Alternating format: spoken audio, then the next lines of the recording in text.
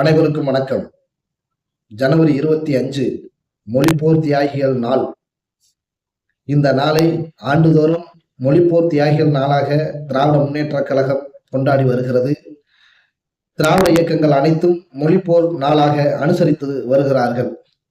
இந்த மொழிப்போராட்டம் 1965 இந்திய ஒன்றிய அரசு கட்டாய இந்தி என்ற சட்டத்தை கொண்டு வந்த பொழுது அதை எதிர்த்து பெரிய அளவில் திராவிட முன்னேற்றக் கழகம் மற்றும் அதன் சார்பு அமைப்புகள், தமிழ் இளைஞர்கள், மாணவர்கள், மாணவிகள் தன்னியல்பாக போராட்டம் பற்றி பறந்தது இந்திக்கு எதிராக.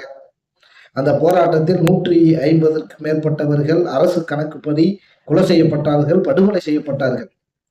இன்னும் சொல்ல போனால் ஆயிரக்கணக்கான உயிர்கள் பிரிந்திருக்கிறன என்று அன்றைக்கு அதிகாரத்தில் இருந்து விடுப்பு ஓய்வு பெற்ற பின்பு இன்று சில அதிகாரிகள் பதிவு செய்திருக்கிறார்கள். அப்படிப்பட்ட போராட்டம், இன்னும் சொல்ல போனால் ஒரு மொழிக்காக சர்வதேசமே திரும்பி பார்த்த ஒரு போராட்டம் அந்த போராட்டத்தை நினைவு கூறும் வகையில் அன்றிலிருந்து இன்று வரை ஜனவரி 25 மொழிப்போர் நாளாக, தியாகிகளின் நாளாக கொண்டாடி வருகிறோம்.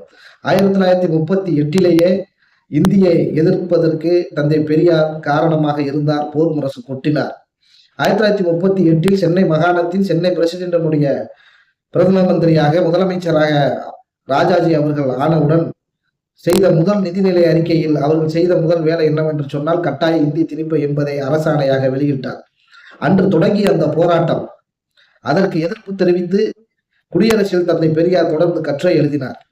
பட்டுக்கோட்டை அழகிரி தலைமையில் மிகப்பெரிய ஒரு நடைபயண குழுவை அமைத்து திருச்சியிலிருந்து 70 நாட்கள் தமிழகம் முழுவதும் கிராமமாக, நகரமாக பிரச்சாரம் செய்து நடந்தே வந்து அந்த போராட்டத்தின் வீரியத்தை சென்னை திருவல்லிக்கேணி கடற்கரை சாலையில் 70,000 பேர் திரண்டிருந்த அந்த சாலையில் அந்த நடைபயணம் முடிந்தது.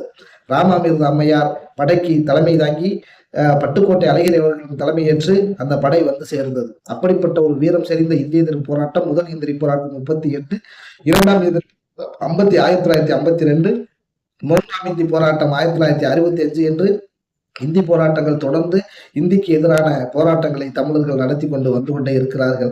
அப்படிப்பட்ட ஒரு போராட்ட வரலாறு நமக்கு இருக்கிறது. அதனால் தான் ஒன்றிய அரசு இன்றைக்கும் இந்தி பெயரில் திட்டங்கள் தீட்டுவதும், இந்தியை மறைமுகமாக நம்மை திணிப்பதும், நவீன கல்வி முறை என்ற பெயரில், புதிய கல்வி முறை என்ற பெயரில் இந்தியை நம் மீது திணிக்கும் போது திரும்ப நாம் எதிர்த்து சுயமரியாதை உணர்ச்சியுடன் களமாடுகிறோம் என்று சொன்னால் அதற்கு தந்தை பெரியாரும், பேரறிஞர் அண்ணாவும், முத்தமிழறிஞர் கலைஞர் போட்ட விதைதான் என்பதை மறந்துவிட வேண்டாம். இந்தி ஒழிக, தமிழ் வாழ்க. இந்தியை எந்நாளும் எதிர்ப்போம், இறுதி வரை எதிர்ப்போம், சுயமரியாதை காப்போம். நன்றி, வணக்கம்.